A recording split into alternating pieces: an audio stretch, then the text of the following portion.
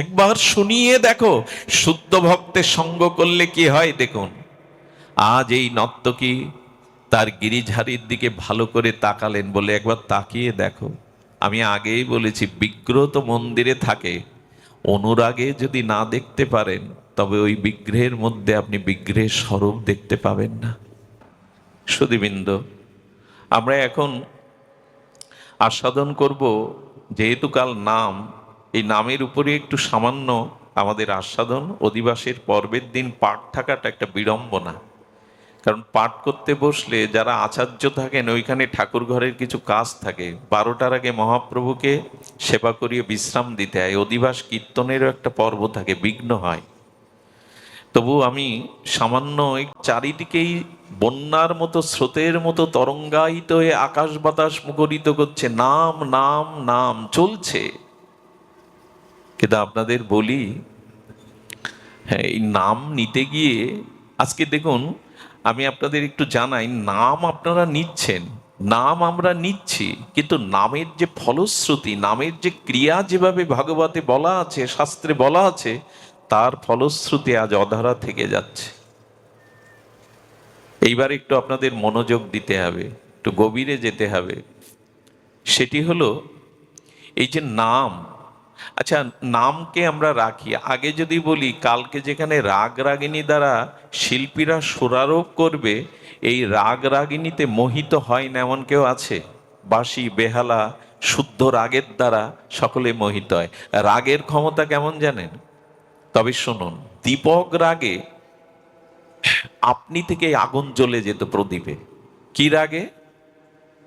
এটা তানসেন পাত্র। দীপক রাগে রাগিনীর দ্বারা, রাগের দ্বারা প্রদীপ জ্বালাতো। আর মল্লার রাগে আকাশ থেকে, গল্প শোনাচ্ছি না আপনাদের, এই সেদিন সম্রাট আকবরের সভায় তানসেনের এই ক্ষমতা ছিল।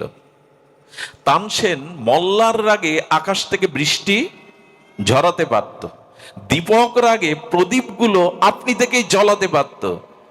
যদি রাগের এই ক্ষমতা থাকে, রাগ মানে ক্রোধ না, রাগ মানে সুরালাভ, যদি রাগের দ্বারা পাথরও বিগলিত হয়ে গেছে, রাগের দ্বারা যদি এই হয়, তবে ভগবান অনুরাগের দ্বারা কি হবে? রাগের যদি এই ক্ষমতা থাকে, আর যার ভগবানে অনুরাগ আছে, তার কি হবে? রাগ এবং অনুরাগ শব্দের দিকে ধ্যান দিন। রাগ এবং অনুরাগ। রাগের পরবর্তী গাঢ় যে প্রীতিময় অবস্থা, মন প্রাণ সমর্পিত অবস্থা, তাকে অনুরাগ বলে। রাগের দ্বারা যদি আকাশ থেকে ঝড়ো ঝড়ো বৃষ্টি নামে, রাগের দ্বারা যদি, সম্রাট আকবরের সভাতে তানসেন গেছেন, তানসেন বলছেন, আপনার মুখে প্রথম দিনে সুরালাপ শুনবো রাগ, কিন্তু যন্ত্রবাদকগণ এখানে কেউ নেই। তানসেন বললেন, সম্রাট, আপনি আদেশ করলে যন্ত্ররা আপনিই বাজবে। আমি সঙ্গীতের সুর ধরলে তবলা হারমোনিয়াম সেতার আপনিই বাজবে। অবাক হয়ে তানসেন দেখেছিলেন যে সেদিন তানসেন স্বরালোপ করলে যন্ত্র আপনিই বেজে উঠেছিল। রাগের যদি এই ক্ষমতা, তবে অনুরাগের ক্ষমতা কেমন জানেন? অনুরাগ নিয়ে নাম করতে হবে আমাদের। অন্তত অনুরাগ চাই, অনুরাগ না হলে এই পথে কিছু পাওয়া যাবে না। অনুরাগ চাই। সেই অনুরাগ কেমন দেখুন, অনুরাগের ভাষা বলি। মীরাবাই, মীরাবাইয়ের অনুরাগ দেখুন। মীরাবাই ব্রজের পথে ঘুরতে ঘুরতে সেই রাজরানী আজ কাঙালিনী হয়ে ব্রজের প্রেমময় পথে তার প্রিয় সুন্দর গিরিধারীর জন্য সে অনুরাগে নৃত্য করছে, গীত করছে। 3 দিন মীরা শ্রীধাম বৃন্দাবনের পথে পথে অনুরাগিনী মীরা তার তীব্র অনুরাগ উৎকণ্ঠায় তার গিরিধারী লালকে আনন্দ দিয়ে চলেছে। 3 দিন মীরার পেটে কিছু পড়েইনি, অর্থাৎ খাদ্যই তার মুখে জোটেনি বা পড়েইনি। 3 দিন গোবিন্দ দেখছে মীরার অনুরাগ, আমাকে প্রীতি, আমাকে আনন্দ দেওয়ার জন্য তার যে অনুরাগ উৎকণ্ঠা পিপাসা। কিন্তু মীরা তো ক্ষুধাতুর, ক্ষুধা তৃষ্ণা তার বাহ্যিক নাই। গোবিন্দ কি করলেন জানেন? একটা কিশোরের রূপ ধরে ব্রজবাসীদের দুয়ারে গিয়ে ঢোল পেটাচ্ছে। এখন ঢোলের শব্দ শুনলে ব্রজবাসী মায়েরা বেরিয়ে এসে বলছে, কি গো, কি সংবাদ? বলো, মীরা এসেছে বৃন্দাবনে, অলিতে গলিতে অনুরাগিনী মীরা তার প্রিয় পরমের সুন্দর সঙ্গীত সুধা দ্বারায় নৃত্য করছে। কিন্তু মীরা 3 দিন প্রসাদ পায়নি। মীরাকে যে প্রসাদ দিয়ে দেবে গিরিধারী, তাকে কৃপা করবে। যাও যাও, তোমরা মীরাকে প্রসাদ দিয়ে এসো। সেই বংশী বটের তলে মীরার সামনে সব ব্রজমায়েরা প্রসাদের থালি নিয়ে যখন এসছে, মীরা বলছে, আমি যে প্রসাদ পাইনি, কে তোমাদের বলল? বললো, এক কিশোর না ঢোলক বাজিয়ে যেন ঢেড়ি পিটিয়ে বলে এলো, মীরাকে যে এক মুঠো দেবে, গোবিন্দ তার প্রতি কৃপা সঞ্চার করবে, অনুরাগ হবে, তাই তো এসেছে আমরা। অনুরাগ হলে ভগবান দূরে থাকতে পারেন না। অনুরাগের ভাষা কি বলবো? রানা মীরাকে মারার জন্য ফুলের ঝাড়িতে সাপ দিয়ে দিয়েছে, বিষাক্ত সাপ। বিষাক্ত সাপের ফুলের ঝাড়িতে মালা মনে করে মীরার অনুরাগিনী মীরা তার সেই প্রেমময় অনুরাগে, গিরিধারী লালাকে সঙ্গীত সুরালাপে অনুরাগে যখন মালা পরানোর ছল করে সেই ফুলের পাত্রে হাত দিয়েছে, অনুরাগেই বিষাক্ত সর্প পুষ্প মালা হয়ে ঝরে পড়েছে। গোবিন্দ, অনুরাগে এটা হয়, অনুরাগে এটা হয়। বলে কি হয়? বলো, মীরার বিষ অমৃত হয়। আমরা নাম করছি বটে, হরি কথা শুনছি বটে, অনুরাগের অভাব। যেটুকু প্রয়োজন অনুরাগ। এখানে নাম শুনবেন, আধা ঘন্টা শুনুন। এখানে হরিকথা শুনতে এসে অন্য গল্প করবেন না। এখানে সামাজিক গল্প, রাজনৈতিক গল্প করার জায়গা এটা না। এখানে পাড়া প্রতিবেশীর গল্প করার জায়গা না। এইটুকু সময় ভগবানকে অনুরাগে দিন, বাহ্যিক ভাবে নয়।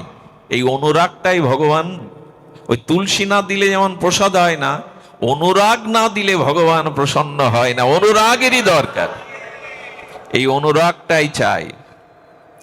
আচ্ছা, ভগবান আজ আপনার প্রতি প্রসন্ন, এটা কোন লক্ষণে বুঝবেন?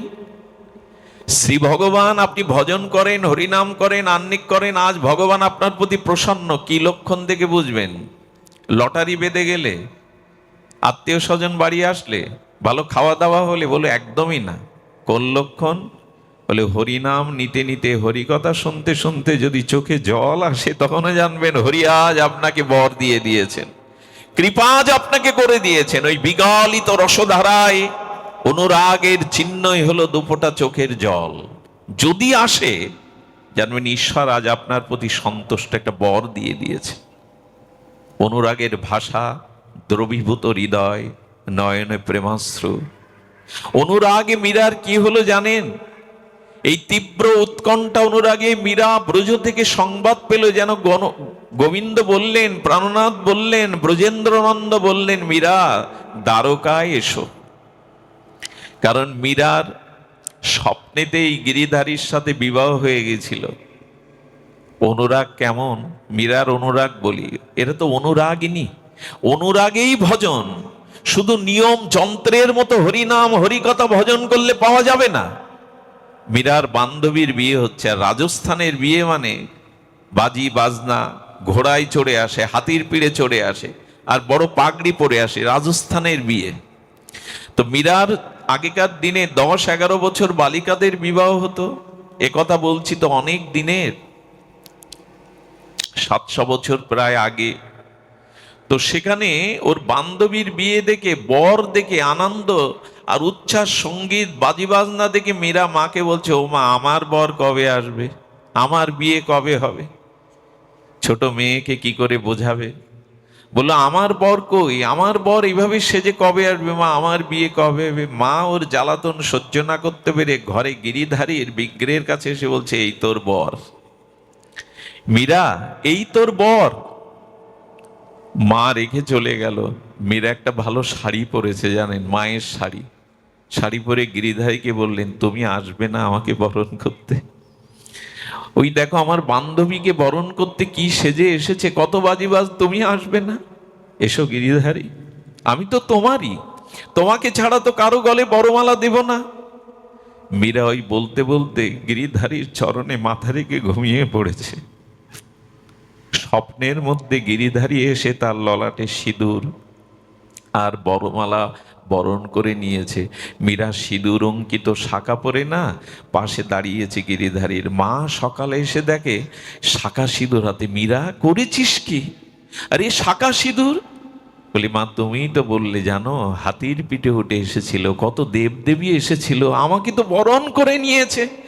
এই থেকে মীরা দ্বিতীয় কোনো পুরুষের দিকে আর তাকায়নি, দ্বিতীয় কোনো পুরুষকে আর জীবনে গ্রহণ করতে পারে। অনুরাগে কি হয়েছিল জানেন? এই ব্রজের পথে অনুরাগিনী মীরার এই ভজন করতে করতে গোবিন্দ সংকেত দিলেন, দ্বারকায় এসো। কেন জানেন? দ্বারকায় হলো মহিষী প্রেয়সীদের জায়গা। বৃন্দাবনে গোপী এবং রাধারানীর ক্ষেত্র। দ্বারকায় আনলেন। দ্বারকার শ্রীমন্দিরে আজও সেই বিগ্রহ আছে। মীরা দেখছে ভিড় ছেলে সবাই চলে গেল। পূজারীকে বলল, পূজারী, একবারের জন্য দেখতে দেবে আমার গিরিধারীকে, ভেতরে যেতে দেবে? বলো, কোনো মায়েদের তো গর্ভমন্দিরে যাওয়ার অনুমতি নাই, তবে তোমার অনুরাগ, চোখের জল, ব্যাকুলতা দেখে মনে হচ্ছে তোমাকে দেওয়া যেতে পারে। ভক্তের বিচার করতে নাই, যাও তুমি। মীরা যাওয়ার সাথে সাথে মন্দিরের কপট বন্ধ হয়ে গেল। মীরা দুবাহ বাড়ি বললে, আর কতকাল দূরে রাখবে আমায়? আমি আর পাচ্ছি না, যাও না, তোমার কাছে আমায় নিয়ে নাও, তোমার কাছে আমায় চিরদিনের মতো নিয়ে নাও। এই মরণশীল সংসারে আমি আর থাকতে চাই না। শুনুন, অনুরাগের ধর্ম দেখুন, অনুরাগের শক্তি দেখুন। মীরার এই কাতর, হে দ্বারকানাথ, হে দ্বারকানাথ, হে দ্বারকানাথ, হে গিরিধারী, বলতে বলতেই তার গিরিধারী এই অনুরাগিনী মীরাকে নিজের বিগ্রহের মধ্যে লীন করে নিলেন, মিশিয়ে নিলেন। রাগের ধর্ম এ আর অনুরাগের ধর্ম এ। পূজারী ভেতরে প্রবেশ করে দেখে মীরা নামের কেউ নাই। তবে দেখলেন গিরিধারীর মুখে মীরার শাড়ির আঁচল বাঁধা আছে। গ্রহণ করে নিয়েছে। অনুরাগ এটা হয়। আমরা ভজন করছি যন্ত্রের মতো, টেপ রেকর্ডার টিপে দিলে যেমন গান বাজে, এটা ভজন না। ভজনে চায় কালকে এখানে রাগ আসবে, রাগ রাগিনী আসবে, অনুরাগ আসবে। তো ঠাকুরমশাই বলেছেন, অল্প ভজন করো কিন্তু অনুরাগে ভজন করো। অনুরাগে ভজ সদা প্রেম ভাবে লীলা। এই যে হরি কথা শুনছি, কই হৃদয় গলে না তো, চোখে প্রেমস্ত্র আসে না তো, হৃদয় নির্মল ভেলো তার, হৃদয় নির্মল হলো কই, শুদ্ধ হলো কই? অনুরাগ। এই অনুরাগের আরেকটি ধর্ম আমাদের মহাপ্রভুর জীবনে লীলা চলে।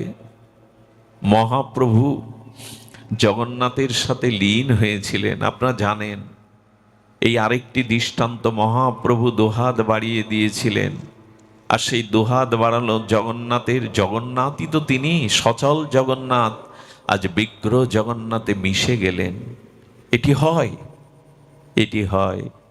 মহাপ্রভুর ঝাড়িখণ্ডের পথে সেই অনুরাগ মাখা প্রেম নাম রাধা ভাবে, অনুরাগে মহাপ্রভু নাম করতে করতে সেদিন বনের হিংস্র জীবজন্তু, বাঘ ভাল্লুকগুলো, হরিণগুলো, সাপগুলো, হাতিগুলো, বন্য প্রাণী ময়ূরগুলো মহাপ্রভুকে ঘিরে একসাথে বেড়ি কীর্তন করেছিল তারা।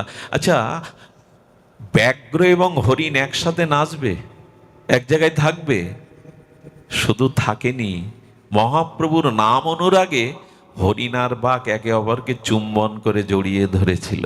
এ মিথ্যা সংবাদ নয়, অনুরাগের ধর্ম এখানেই। শুধু কি তাই, শ্রীমান মহাপ্রভুর কীর্তন অনুরাগে, তার প্রেম উৎকণ্ঠায় বারিধি ধারায় মহাপ্রভুর রাতুল চরণকে পেয়ে পাথর গলে গিয়ে মহাপ্রভুর চরণকে পাথর ধারণ করে নিয়েছিল। আজও আছে সেই চিহ্ন। মহাপ্রভুর দীর্ঘ চরণ চিহ্নটা ঝাড়িখণ্ডের পথে আজও আছে। পাথর গলে গিয়ে মহাপ্রভুর চরণ ধারণ করলো, কিন্তু আমার হৃদয় গলল না,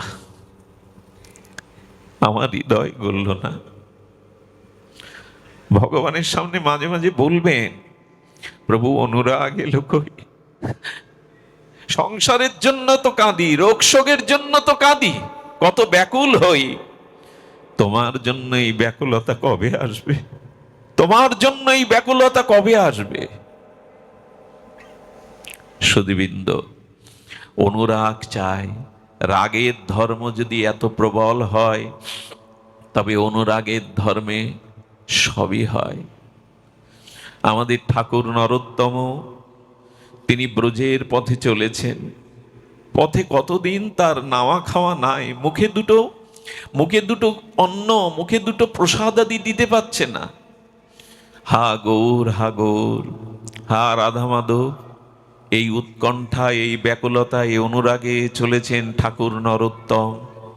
গ্রাম থেকে গ্রামান্তরে, নদী থেকে নদী পরিক্রমা, পথ পরিক্রমায় ক্লান্ত হয়ে যেতে যেতে মূর্ছিত হয়ে পড়ে গেছেন। মূর্ছিত হয়ে পড়ে গেছেন, আর শরীরে বল নাই, কিন্তু অনুরাগে পুষ্ট তার হৃদয়। সেই ব্রজ দর্শনের তীব্র লালসা, কবে কবে গিরিরাজ দর্শন করে ধন্য হব, কবে বা নীল যমুনার জলে শরীর জুড়াবো, কবে রাধা কুণ্ডে বৈষ্ণব বৈঠাকে কবে বসে এই হৃদয়কে প্রেম ভক্তিতে আপ্লুত করব, কবে ব্রজের পথে পথে গোপীদের মতো অনুরাগিনী হয়ে বিরহ কাতরা হয়ে আহা রাধে আ রাধে বলে আকাশকে মাতাবো। এই অনুরাগে চলেছে ঠাকুর মশাই। এটা ভজন দেখুন, যাচ্ছেন ব্রজে অনুরাগ নিয়ে। এই অভাবটা যে অনুরাগের, অন্য কিছুর হরিনাম হরিনামই আছে, প্রেম ভক্তি আছে, তা নষ্ট হয়নি। অভাব শুধু একটি, আমাদের অনুরাগের। ঠাকুর মশাই এই জন্য বলছে অনুরাগে ভজ সদা। মূর্ছিত হয়ে পড়ে গেছেন। এক ব্রাহ্মণ একটি স্বচ্ছ পাত্রে আর উৎকৃষ্ট দুগ্ধ এনে মাথায় হাত বুলিয়ে দিচ্ছে, নরোত্তম, নরোত্তম ওঠো, ব্রজে যাবে না তুমি? এই ধুলায় ধূসরিত অঙ্গে কেন পড়ে আছো? সেই পরশ পেয়ে ঠাকুর নরোত্তম উঠলেন। আর এই ব্রাহ্মণ, উনি নরোত্তমের মুখেই তপ্ত দুগ্ধ, উপাদেয় দুগ্ধ এক গ্লাস পান করালেন। এই পান করার সাথে সাথে যখনই পান করলেন, আর সেই ব্রাহ্মণ ঠাকুর নাই। দুগ্ধতা পানের সাথে সাথে প্রাণে মনে যেন শক্তি ফিরে পেলেন। তীব্র ব্যাকুলতা আসলো। যেতে যেতে নিশীতে স্বপ্নেতে রূপ সনাতন বলছেন, ও নরোত্তম, তুমি মূর্ছিত হয়ে অনুরাগে ক্ষুধা তৃষ্ণায় পড়েছিলে, কে তোমাকে দুধ খাইয়ে মনোবল তোমার প্রেরণা দিল জানেন? স্বয়ং মহাপ্রভু ব্রাহ্মণ হয়ে তোমাকে দুগ্ধটা পান করিয়ে আসলো। অনুরাগ না হলে আসে তিনি। আমরা পথ চলতে পারি না কেন জানেন? থেমে যাই কেন জানেন? দেখুন, সব গোপীরা রাসে যেতে পারেনি, কিছু গোপীরা ঘরে আটকে গিয়েছিল। কেন জানেন? অনুরাগের অভাব থাকলে তার চরণে যাওয়া যায় না। গোপীদের অনুরাগ ছিল, কিন্তু অন্য গোপীদের মতো তীব্র অনুরাগ ছিল না। অনুরাগ না থাকলে কিন্তু বাধা পড়ে যেতে হবে, যেতে পারবো না। কিছু গোপী অবশ্য তাদের আত্মা চলে গিয়েছিল, কিন্তু দেহ সরাসরি রাসে যেতে পারেনি, কিছু বাধা আসে। অনুরাগ এলে আর তীব্র বন্যার স্রোতে যেমন বাঁধ ভেঙে তীব্র খরস্রোতা স্রোত বয়ে চলে, যার ভিতরে অনুরাগ এসেছে তাকে আর কে বাধা দেবে গো? কে আর তার পথ অন্তরায় করে দাঁড়াবে? এই জন্য যেটুকু ভজন করবেন অনুরাগের সহিত করবেন। এই অনুরাগেরই ভজন আমাদের এই গৌড়ীয় ভজন, শ্রীমান মহাপ্রভু নিতাই চাঁদের এই ভজন, এটা অনুরাগের, এটা প্রীতির। এখানে শুধু লোক দেখানো ভাব নাই, এখানে বাইরের কঠোরতা নাই, আছে সরসতা। এটা যন্ত্র দানবের ভজন নয়, যান্ত্রিক ভজন নয়, এটা অনুরাগের ভজন। এই অনুরাগটাই আসার জন্যই শুদ্ধ মহৎ সঙ্গ, কৃষ্ণ ভক্ত সঙ্গ করি, কৃষ্ণ ভক্ত অঙ্গ হেরি, শ্রদ্ধান্বিত শ্রবণ কীর্তন। এই কৃষ্ণ, শুদ্ধ কৃষ্ণ ভক্তের অঙ্গ হেরি আর কৃষ্ণ ভক্তের শ্রীবদনে এই হরি কথা শুনলে ওই সাধুর হৃদয়ে, ওই অনুরাগের হৃদয়ে যে অনুরাগ আছে, এটা আপনার মধ্যে সংক্রামিত হয়ে যাবে, সংক্রামিত হয়ে যাবে। এই জন্য ভজন অল্প করুন, কিন্তু যেন অনুরাগে হয়। অনুরাগের ভজন কেমন জানেন? কৃষ্ণদাস আমাদের শ্রীধাম বৃন্দাবনের এই কৃষ্ণদাস পদ রচনা করতেন। পদ রচনা করে ব্রজসুন্দরকে মনোহর আমাদের রাধা মদন মোহন শ্যামসুন্দরকে শোনাতেন। আর কি করতেন জানেন? স্বর্ণ মুদ্রা গোবিন্দের চরণে প্রতিদিন কয়টা করে গোবিন্দ কৃপা করে দিতেন, ওই স্বর্ণ মুদ্রা বিক্রি করে 56 ব্যঞ্জন আর কি হতো, আর উপাদেয় শৃঙ্গার করাতো। ঠাকুরকে, প্রাণনাথকে, মনোময়কে মনোহর সুন্দর শৃঙ্গার করত প্রতিদিন নতুন কাপড়ে, আর 56 ব্যঞ্জন দেয়া হতো। তুমি বৃন্দাবন তখন এখন আধুনিক নগরায়ন হয়নি, তখন ভালো দ্রব্য কিনতে গেলে, উপাদেয় বস্তু কিনতে গেলে এক আগ্রায় যেতে হতো, এক দিল্লিতে যেতে হতো। উনি দিল্লির বাজারে গিয়ে 56 ভোগের যা যা উপাচার কিনে গাড়িতে চড়িয়ে দিয়েছেন, গরুর গাড়িতে, ঘোড়ার গাড়িতে। আর কি করেছেন? গোবিন্দের জন্য দামি বস্ত্র কিনছেন।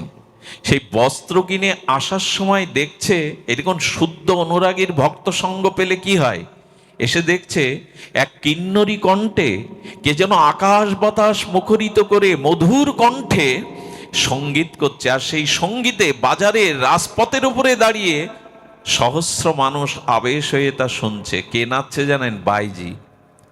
এই বাইজির মধুময় কণ্ঠে তিনি গান করছেন, আর সেই গানের সুরের লহতিতে আবেশ এসে শত মানুষ ওখানে পয়সা ছুটছে আর ওই গান শুনছে।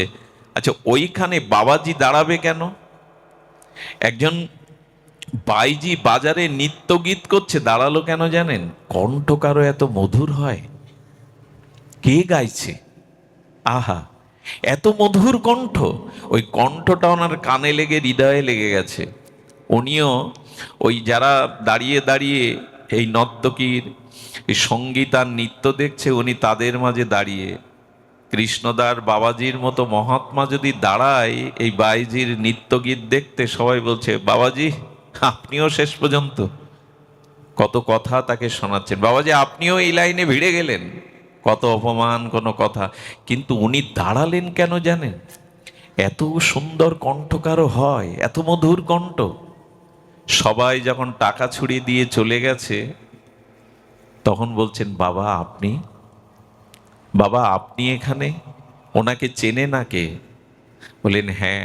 তুমি গান শোনাবে? বলো কাকে? বলো আমার এক বন্ধুকে, আমার এক বান্ধবকে শোনাবে। বলেন আপনার বান্ধব কি ধনী? টাকা ছুড়ে দেবে তো আমি গান গাইলে?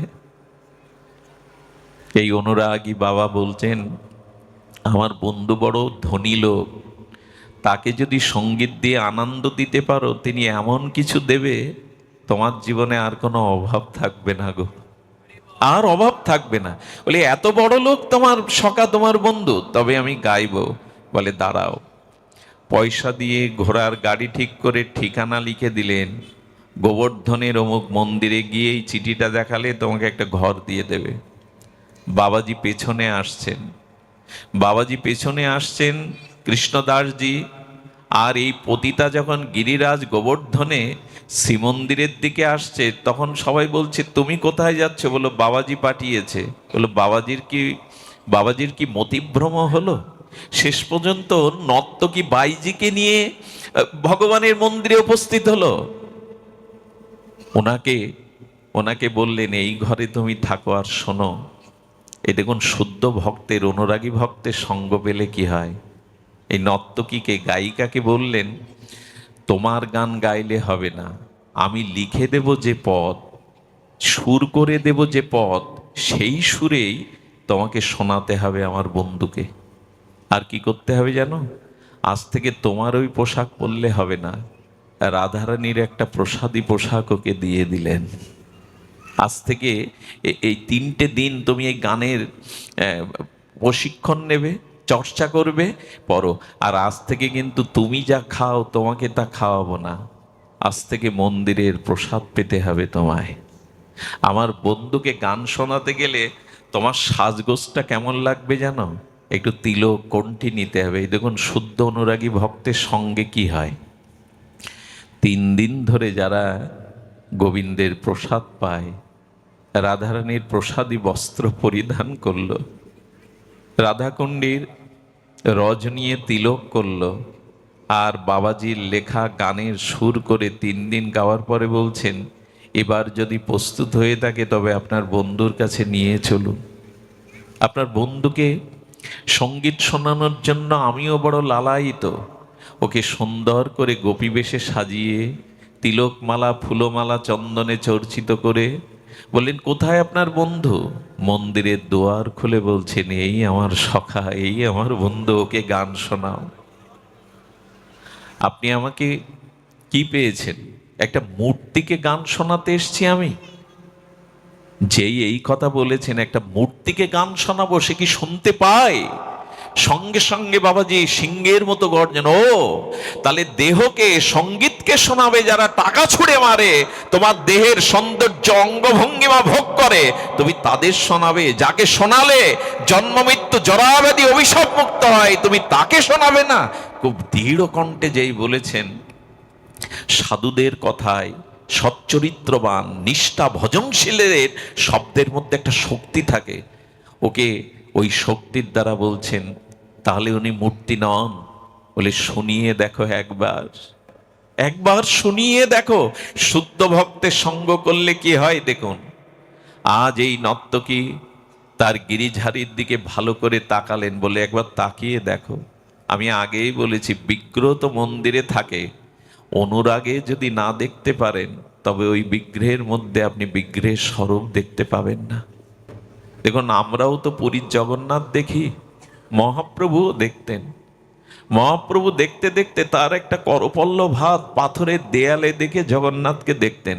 আসলে মহাপ্রভু জগন্নাথ দেখতেন না, রাধা ভাবে তার প্রিয় মনোহর শ্যামসুন্দরকেই দেখতেন বিরহিণী ভাবে। আর এই বিরহে দেখতে দেখতে মহাপ্রভুর চোখের জল এমন করে ঝরত, তার অঙ্গটা এমন প্রেমে বিগলিত হয়ে যেত, মহাপ্রভুর হাত গলে গিয়ে সেই 5টা আঙুলের চিহ্ন দেয়ালে এখনো আছে, পাথর গলে গেল। এগুলো ভাষা দিয়ে বোঝানোর বিষয় না। আর আমার মতো মাদিস অবাজনের ভজনীনের পক্ষে এগুলো ব্যক্ত করাও অধিকার নাই। পাথর গলে গেল। মহাপ্রভুর এমন করে দেখতেন, পেছনে গোবিন্দ দাস এসে বলতে, প্রভু বেলা দ্বীপ্রহর হয়ে গেল, প্রসাদ পাবে না, এসো। এতক্ষণ ধরে কি দেখছো তুমি?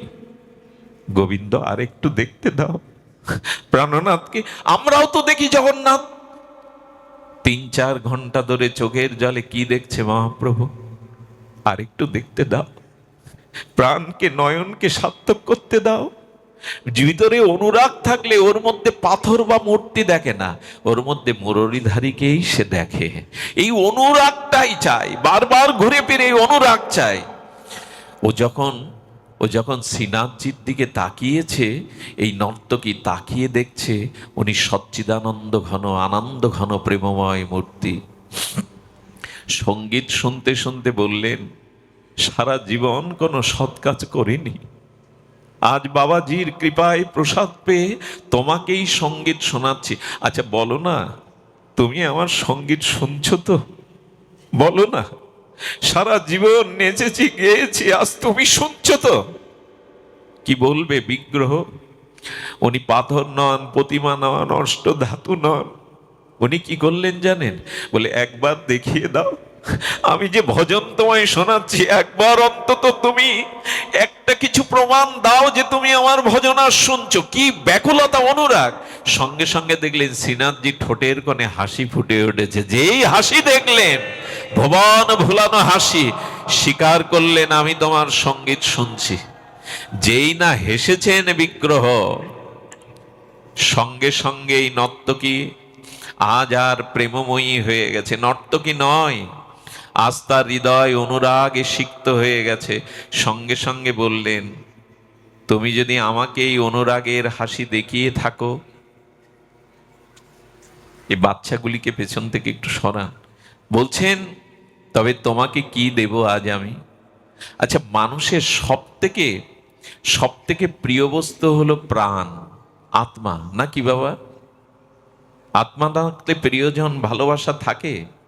আত্মাই হলো মানুষের সব থেকে প্রিয়। বললেন, প্রিয়, যবে তুমি আমার সঙ্গীত শুনলে, তবে আজ তোমাকে আমি এমন উপহার দেব যে উপহার জগতের সব থেকে শ্রেষ্ঠ। ওই নর্তকী মন্দিরের চৌকাটে মাথা রেখে প্রাণটাই দিয়ে দিলেন চিরদিনের মতো। 3 দিনে মাত্র এমন মরমী ভক্তের সঙ্গ পেয়ে, প্রসাদ পেয়ে তার প্রাণটাই দিয়ে দিলেন গিরিধারীকে। আমাদের কবে হবে অনুরাগ? আমাদের কবে হবে? এই জন্য যার হৃদয়ে অনুরাগ জন্ম নিয়েছে গুরু কৃপায়, মহতের কৃপায়, গুরু মহারাজ বলতেন, যদি কেউ রাধাকুণ্ডে যায়, যদি সজাতীয় সয় ভক্তি নাম প্রেম তার মধ্যে থাকে, তবে সে যেন রাত্রের নিস্তব্ধতায় রাত্র দ্বীপ্রহরে রাধাকুণ্ডে কান পাতে। রাধাকুণ্ডে যদি কোনো মরমী ভক্ত রাত্র দ্বীপ্রহরে কান পাতে, তবে রঘুনাথ দাস গোস্বামী সেই হাহাকার হা রাধে আজও শুনতে পায়। কিন্তু সেই অনুরাগ কই? সংস্কার দিয়ে জীব যখন শুদ্ধ সংস্কার, সাধুসঙ্গ, দীক্ষা, ভজন ক্রিয়ায় আসে, তারপরে তার অনুরাগ প্রয়োজন। রাগের ধর্ম আর অনুরাগের ধর্ম এটাই।